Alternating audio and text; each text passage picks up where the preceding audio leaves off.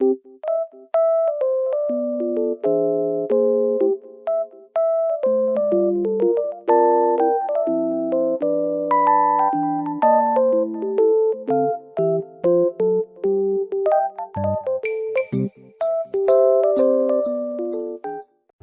learning means you participate, collaborate with others, and apply concepts to the real world. It requires hard mental effort, but leads to better retention and an understanding of the material that can be transferred to other situations. To understand why active learning works so well, it helps to know that when our brain decides what to remember, it asks itself two fundamental questions. Can I understand? And do I need to know? When you ask, "Can I understand?" your brain always puts the new information on the foundation of existing knowledge. If the foundation is missing, the brain has no idea what to do with it, and as a result, it throws it away.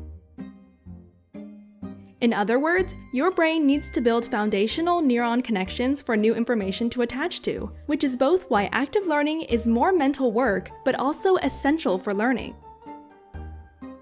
When we ask ourselves, "Do I need to know?" our brain separates between the material it finds worth to remember and the one it can forget. If it's unlikely that new information will ever be used again, the brain is smart enough to throw it away. If your brain finds that the information is needed again, say it could increase your social status, the brain will store it in long-term memory.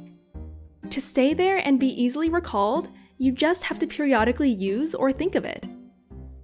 To understand how active learning is applied in classrooms, let's look at the teachings of Professor Carl Wieman, a Nobel Prize winning physicist and a leading proponent of the method. There are 4 steps to it. Step 1. Prior to class, the students read up on the fundamentals of a lesson so they get an idea of the terms and basic phenomena. In class, Professor Wieman starts with a brief introduction and then gives questions to solve. He will have students use clickers, a little device on which students can answer multiple choice questions. Alternatively, or for more complex problems, worksheets can be handed out. Step 2. Wieman projects a problem and asks all the students to select one of 3 possible answers using their clicker. This has 2 benefits. First, the teacher gets an idea of how many of his students already understand the topic. And second, the students are now focused on the question. They want to know if they are right. It is important, though, that the question is both challenging and interesting. All this takes less than 5 minutes. Step 3.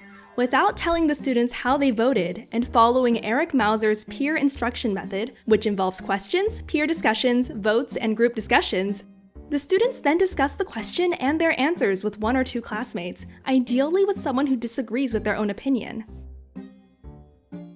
During the discussion, the students have to come up with a reason for their answer and why the others may be wrong. Meanwhile, the instructor is circling around, listening in to gauge student thinking and answering brief questions.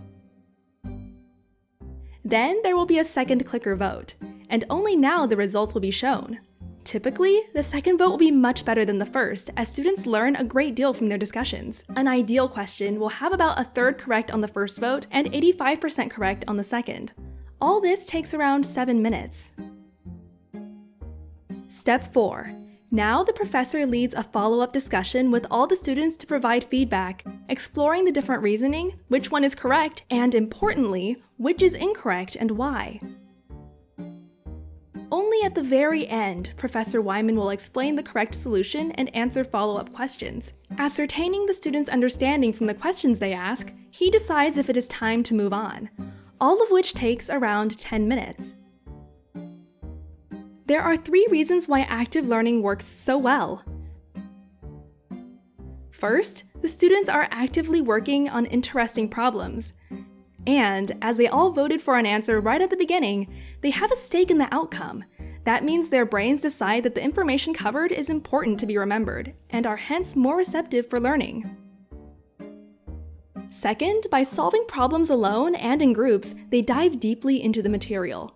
Explaining to a peer engages novel mental processes.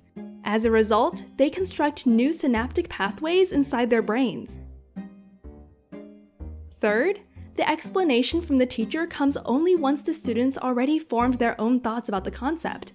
At this point, the explanation makes more sense as the brain can connect the new information to all the thought it had just built. The correct answers have a solid foundation. A large body of research has shown big differences in the outcomes between passive and active learning.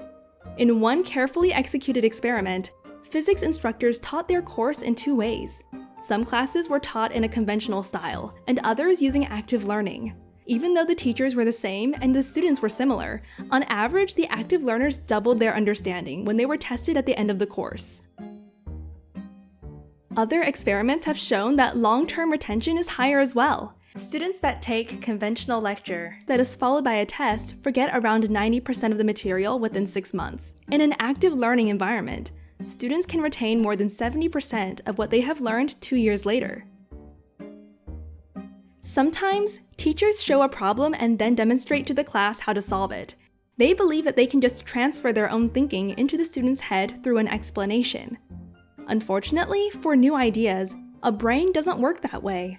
Unless the brain actively constructs those ideas within, it is as if the material was never heard. How about you? Have you ever learned in an active learning environment?